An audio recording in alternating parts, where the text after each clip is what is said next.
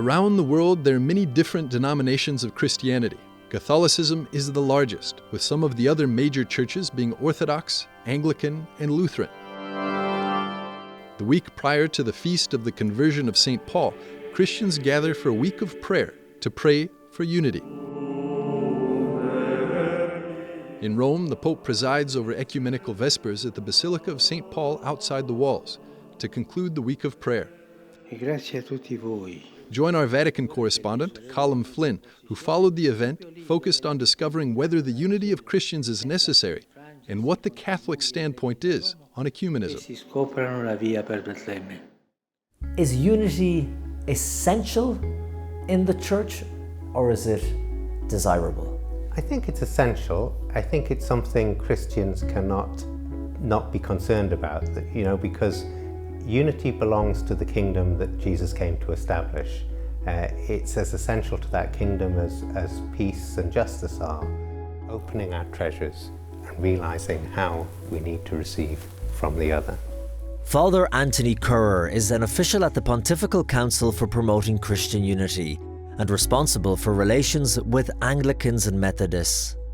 I think we can't avoid it as Christians. We have to be people who desire unity. As we from different denominations engage in building bridges of friendship. Anglican Archbishop Ian Ernest is the personal representative of the Archbishop of Canterbury to the Holy See and director of the Anglican Centre here in Rome. Warm hospitality was bestowed upon me upon my arrival in Rome at St. Peter's Square on the day that Cardinal Newman, John Henry Newman, was canonized. And the Pope left the procession on that morning.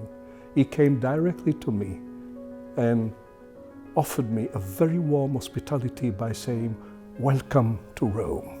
Because that is not just a message to you, that's a message to the Anglican Church. It's a message to the world. Across the Tiber, close to Ponte St. Angelo, is the Methodist Church, and Reverend Daniel Morris is the senior pastor here. Do you think realistically the day will come when there will be unity, or do you think it will be more understanding and coexistence? Are they the better words rather than unity across the board? I think that it's becoming more difficult to be a Christian in Britain. To be a Christian in Europe is becoming more difficult, and possibly, who knows, maybe in the United States that will also happen in time. I think when we're faced with real problems that really threaten our existence, you find in countries where there's a minority of Christians, they work together really well. That's an interesting point. So when the various denominations are all mighty and powerful, that there isn't a great need for each other, but when that power and numbers are diminished, and as you said, your back's against the wall, your existence as a Christian is threatened, maybe that's when you're forced to. I think that certainly it focuses your priorities. Speak the name of Jesus, be sorry for what you've done. But where is the path leading to? Like at the end, when you have that Christian unity, the journey towards it, what would that look like? The path leads us to understand that we Christians, whose faith is grounded in Christ, have a mission, that are being together so that we can proclaim the love of God. Unity for me is not something in the future, it's something that we can do today. No matter how much we dialogue and work together, if some of the fundamentals cannot be agreed on, like priesthood, the sacraments, Eucharist, there could never be full unity within the Christian bodies. We've got to let the theologians and others to focus on doctrinal issues, and we should be able to establish through friendship, through good relationships and cordial relationships, a pathway for being together. So you think, even with theological doctrinal differences notwithstanding, there still could be unity? Of course.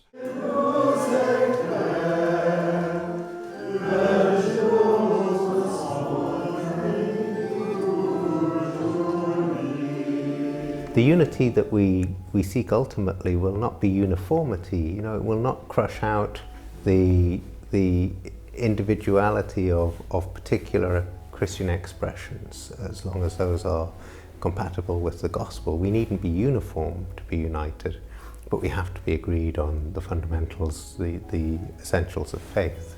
That's an interesting point. Unity, not necessarily uniformity. What do you think the Catholic Church, could do better on the road to unity? What areas could we be better with our Anglican brothers and the Methodist friends? I think one of the faults which Catholics have is because we are such a big church, we can feel that we don't really need these other Christian brothers and sisters of ours. You know, that we've got plenty, we've got it all. So what we need to do, I think, is and actually it's particularly incumbent on us because we are the biggest global church and because we have that kind of significant place within the Christian family, to be the ones who start the humility, who start the conversation, who start the willingness to learn from others. So the Catholic Church almost has to lead the way. Yeah, it really does, I think. You know, that's incumbent on us.